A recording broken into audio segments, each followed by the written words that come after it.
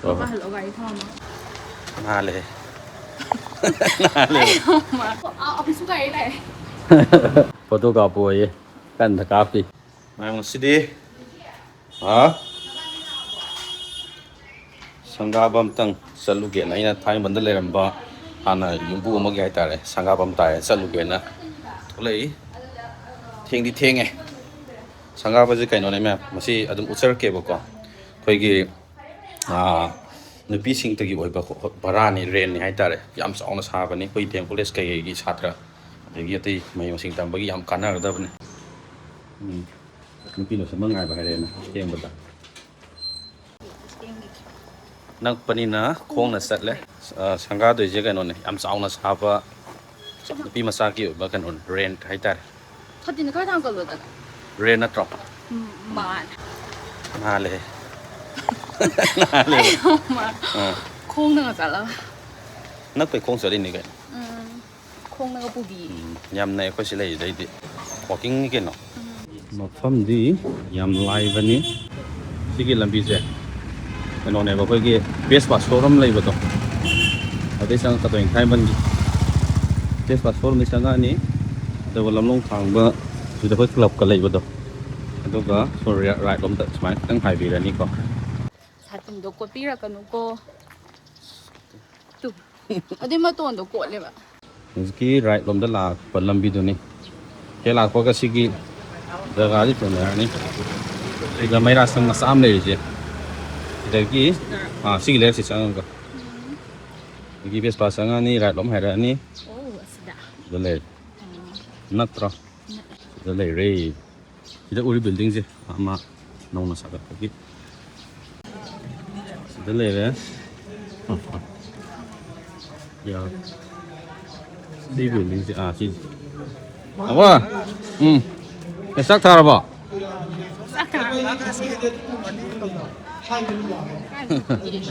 em mà thân hujik se khoi gi hujiki matam timing sai tar season je sport season hai tar ko hujik world cup su map kan sa thari map lo yang birang wani ha amana ba huna hujik kam tong nari ha yam noi ba khoi gi sport season ne hai tar ai cricket football na sing ba dum loi pak thoi hai tar lekai lekai de khoi gi khoi kano da khoi gi map Khangdabi ba khoi to trophy ga na am pak thoi ko ai jum yang thok sa doi ni aduna hujik sports ki season ni hai tar ko khoi gi aduna map football ni khangdi cricket ni khangdi adon pam da dum hujik phadana dum enjoy to bi hai tar ko adu comment yam maru ba khoi gi kano mi yauri bane ko adu map sang yang biu good luck ha Ore nya ra no ngai ko.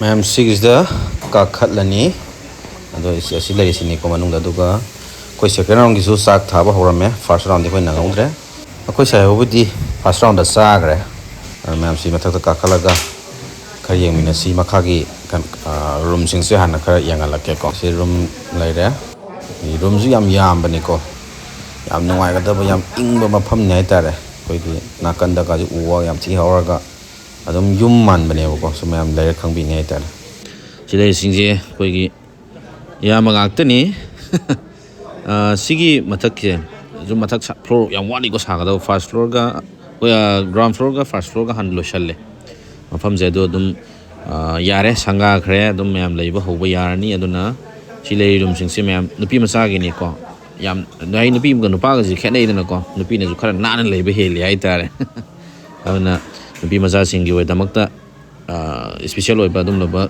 rental kanoni hai ta mafam nai tare an college satri maru ina dem college ke tare ko yam phajana kano tawni hai tare kudung saba nuai ba digi lai bu lai su pa ba da bu kitang luna na hygienic oil lai ba dagi lai dana adu man hen nuai dana ko mataki first floor ge muk hape yengan jer ke mayam dum la ga dum yeng biu akupa marul khoi gi in detail sing jo hai tare dum description da kai dum hapcharam ge number na sing ba ko yam thi na mong ta ra ni ko si ja chi rung ga li ong ne bi masa dum ani dum lai ya ra pham ne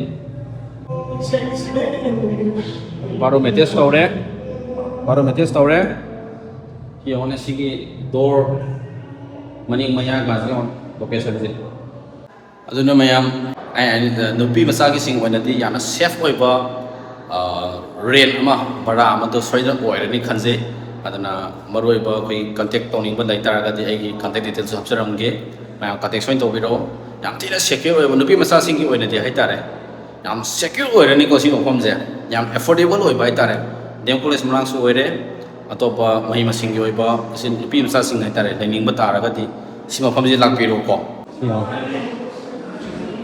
ꯃꯄꯥꯟ ꯂꯝ ꯀꯩꯅꯣꯒ ꯃꯥꯟꯕꯅꯦ ꯃꯥꯒꯤ ꯈꯨꯁꯥ ꯀꯩꯀꯩꯁꯦ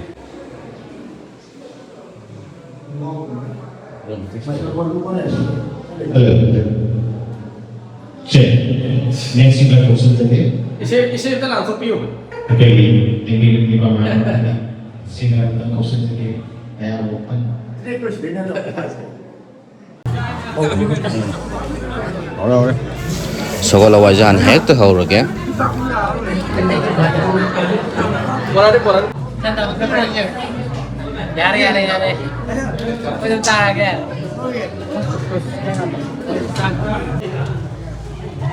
Nale.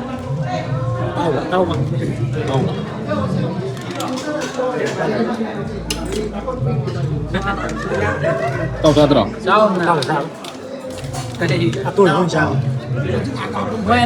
Tao với một tung Sareng amuk lae. Sak sao không nhau thế? Thế ngang ngay rồi. Bro. As tăng thì sắc thì căng rề. Giang ngay này. Thì căng rề. Sao vậy để ra? Sa lemon na tabi. Mà muốn dùng tên là môn này. Mama sa lemon na tabi. Mau mo sa salo. Sa balo sale. Napizu mai ka angang karami ka. Potharam ya. Mutin to gi ge. Mayam koi na pulu da. Na put lo ge na. Pian thi to ge na. Ji sangga ba le. Sina khoi gi leibam du ni ko. Ado photo ka po ye. Kan da ka pi. Ha. Ses. Sini ko ka pi ja. Gai lại. Location gì tin phật này. Bazaar mà cái nó mà này. Ya này. Cáp đây. Ok. Photo abis suka ini. Gari yang sempat lihat nih picture agak tu gari ni. Tu gari. Ada apa?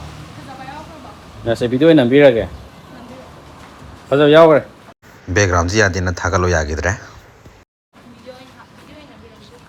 Masa di konsep ni, kau ina ini leminar apa macam tu tengah baca ada ia macam tu, macam ia mi gari impir ya. Ya apa? Semua leo.